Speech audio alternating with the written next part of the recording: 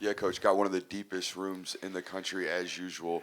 You're just one man. Obviously, brought Coach Lilly over here. How do you make sure you're coaching all these guys? How do you get Well, enough eyes on all I'll of them? say this: it's not just one man, right? We have a very large support staff. We have guys behind the scenes that really help us out. But it's Coach Smart to Coach Bobo to myself to Coach Lilly to we have two support guys in that room as well. It's not just one guy.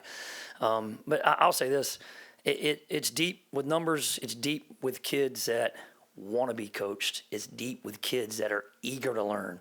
It's deep with kids that want to do things the right way all the time. Coach has been big, as y'all know, on fire, passion, and energy, right? It's deep with kids that have FPE.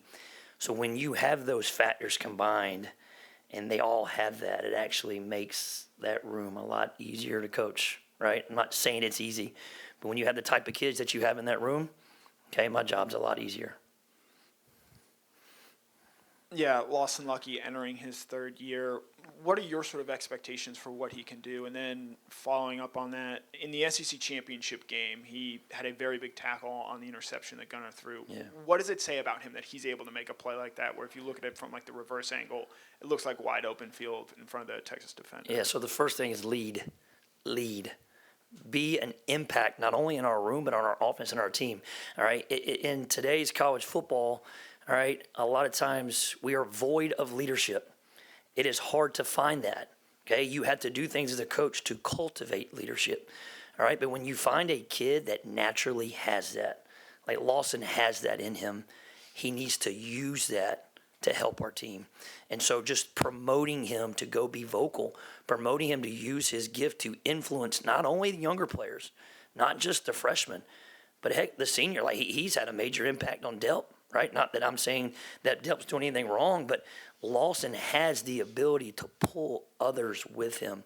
And so that's been the biggest challenge with him. And then that tackle in the SEC Championship game, you know, we talk about being selfless. Okay, our motto in the tight end room forever has been feed the fire. Okay, and there's a story that goes to that. You can probably Google it and see the poem, but we always say feed the fire. Long story short, it's about putting the team before yourself, truly being selfless. And in today's world, it is really hard to do that, right? And Coach Smart has talked about, you know, if we can find the guys that really fit our program that put the team before themselves, then you're going to be pretty dang successful, right? Well, Lawson is that. He's the true example of being selfless.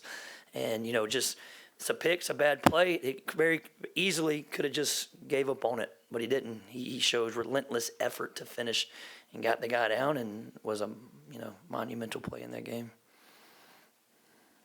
Todd, where do you feel like Jaden has grown the most in his time with the team, and what sort of stood out to you about Jaden during this fall game? Coming out of his shell, he needs to talk. I mean, he would talk, mute at times, right? Just sometimes that happens. You get kids that are quieter, kids that come into this setting of what the University of Georgia is and our football program, the magnitude and how big this program is. You got Jaden. He comes from Peculiar, Missouri, right? And he just had to come out of his shell, and he's doing that. He's doing a lot better job of that. And from a playing standpoint, you know, he was an ex receiver really in high school. And a lot of times when you're recruiting tight ends, it's a projection position, right? They might not play tight end in high school, so you have to project them what they might be in 2 to 3 years in our league. And so he had the body type, he had the size, he obviously had the speed. You know, he wasn't the best blocker in high school. He just did, not that they asked him to do that. Not that he was bad. He just wasn't a part of his job requirement. So him coming in and understanding that he had to improve that area of his game in order to see the field at Georgia, he's done that, okay? And I'll also touch on this. Like, Coach is big on if your butt ain't playing special teams, you ain't getting on the field on offense, defense. I think y'all have known that for a long time about Coach Smart. He's really bought in to trying to make an impact in special teams for Coach Benedict. So I'm very proud of him owning that and really trying to carve out a role for him. Todd, I was going to ask you about working. Hey, Dash, what's up? Hey man. About working with Coach Lilly. Yeah.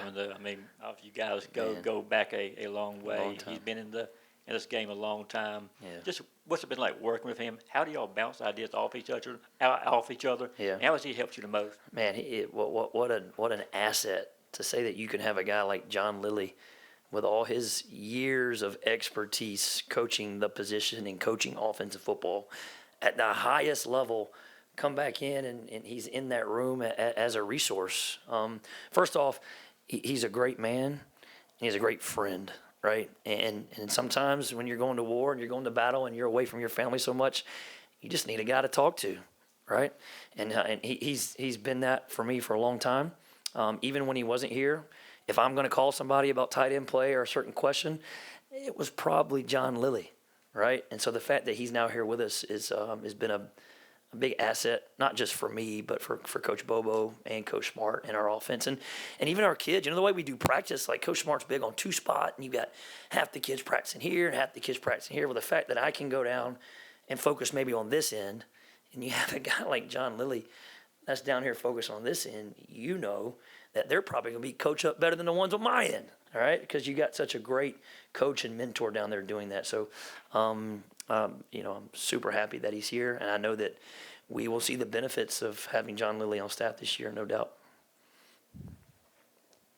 Coach Bobo said that the tight ends and the wide receivers are basically kind of competing to see if they're going to go 12 personnel. Yeah. Tight ends are pushing for 13. I'm pushing for 14. Yeah. Trying to come up with something. So what is that competition like, and how much are you in Mike Bobo's ear saying, yeah, we can run 13? Well, I got a hat sent to me, okay, on Twitter. Got a hat sent to my house, and it says, run the damn 13 personnel. So I got it right in my office. As soon as you open the door, I leave my door open. The first thing you see is that hat that says, run the damn 13 personnel. Jokingly. But, it's I tell my guys, we have fall goals, okay, and we have about 8 of them. One of the 8 is I want guys who can do both. Meaning usually when you're in 12 personnel, you have 2 tight ends on the field, Y and F. All right, I'm saying why not have guys that can do Y, F, and Z, or whatever they ask us to do. We want guys with positional versatility. So that is a challenge to our tight ends to not just learn the tight end position. Let's learn the slot. Let's learn the X. Let's learn the Z. Heck, let's learn the H. Let's have a better grasp of conceptual learning within the offense. That way, if Coach Bobo wanted to go 12, we have F tight ends that can do it. If Coach Bobo wanted to go 13, we have Z tight ends that could do it. So we want to be ready in case our number is called. So that's been a challenge this campus to kind of have a broader based learning of the offense and what the concepts mean. But as far as the competition, if he calls 12, all right, and the ball's thrown our way or we get an opportunity to make a play, we better have competitive excellence because you might not get that opportunity again. So you just got to take advantage of the chances that you get. And, if your number's called, we got to make those plays. Todd, do you have a plan for the true freshmen to get offensive snaps, like a plan to be able to take advantage of their talents? Well, my plan for the true freshman right now is to practice 6 and then practice 7 and then practice 8 of training camp. And I know that's kind of coach speak that you might not be looking for, but the expectation is for them is to come out and try to give me their best every day. That's all I want right now. And whatever that means going forward, we'll get to that, when it comes to make the depth chart or whatever it is for Marshall. But I don't want them thinking about how much they're going to play right now. I want them thinking about how they become the best tight end for tomorrow, right? And then the best tight end for Friday. And then we got a big scrimmage on Saturday. And how they can become the best tight end for the scrimmage on Saturday, okay? And, we've really been process-driven this camp. I know that's been a word that's been around for a long time, but Coach Smart's really come back this camp and not really focused on outcomes, right? And outcomes are easily, you can really, your mind can wander to start focusing on what stats or snaps or catches, touchdowns.